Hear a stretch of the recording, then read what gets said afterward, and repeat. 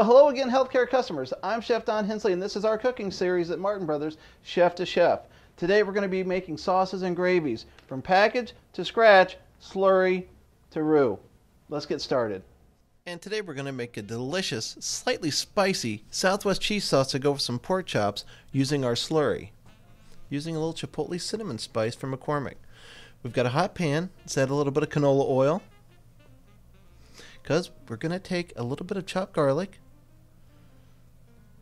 get in there, get it toasted up lightly. Adds a lot of flavor. This is only aromatic we're going to use for this sauce. We want to keep this simple. Let's go and stir our garlic around. Again, that oil's hot and it's going to toast that garlic a little bit, give it a really nice nutty flavor. Now, we're going to take our milk. We're using a milk base as opposed to broth. And we've got some shredded cheese, and we've got our slurry. We're going to let that milk come up to a boil. We don't want to let it boil too long. It will break, start to separate, and it will not have the body, the look, or the flavor you're looking for. So once we get a nice rolling boil on that milk, we'll take our slurry, our cornstarch and water mixture,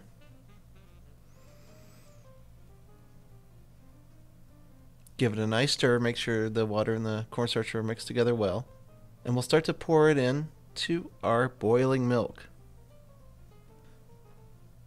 Now, pour in a little less than what your recipes call for to start. It may thicken up a little more than you want, so you can always add more. Again, it's difficult to take it out. You want to pour that into there and let it start to thicken. It will start to thicken right away. Unlike roux, you don't want to let this cook out too long, because it again will break. So we just want to bring it up to the thickness that we need. Let's give it a look. We're still not quite there yet. I think we need a little bit more. Again, always have a little extra to the side to make sure you're going to get the proper thickness you're looking for. What we're looking for our thickness is we're looking for large bubbles on the edges of the pan and not a bunch of small bubbles over the top. Okay?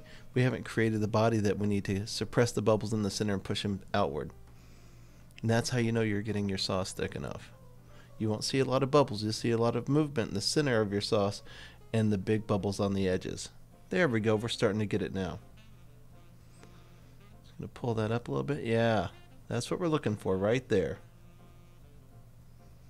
We'll let that cook up just for a minute. Now let's add our chipotle cinnamon spice. That's going to give this a really unique, fun flavor. And pour in our melted cheese. We're going to continue to stir the cheese in. We don't want to let it sit. Continue the stirring motion. And then once the cheese is completely melted through the sauce, we're going to turn off the heat and allow the residual heat to finish melting the cheese. At this point, you could pour it right into your holding pan on your steam table. We are actually going to pour it over the pork chops from the pork chop video that we've done.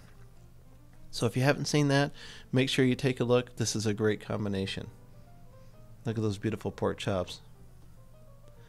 We're just going to pour this right over the top. Again, if you were doing a family style service, this would be perfect. If you're doing your plated lunch, keep your pork chops and your sauce separate. Finish with the sauce at the end of the service line. If you're doing a buffet, line them up in rows and columns in the pan, pour that sauce over the top, and garnish just like we're doing here. I've got a small bunch of parsley in the center of the plate, and I'm chopping some tomatoes, and we're going to just sprinkle a little bit of tomatoes. Now, you know, when it comes to garnishing, my two favorites and the simplest, parsley and diced tomatoes. Neutral in flavor, great color, always affordable. We hope you enjoy this one. We'll see you next time on Chef to Chef.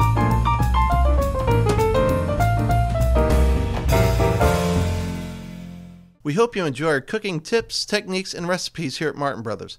For any questions and additional recipes, visit www.martinsnet.com.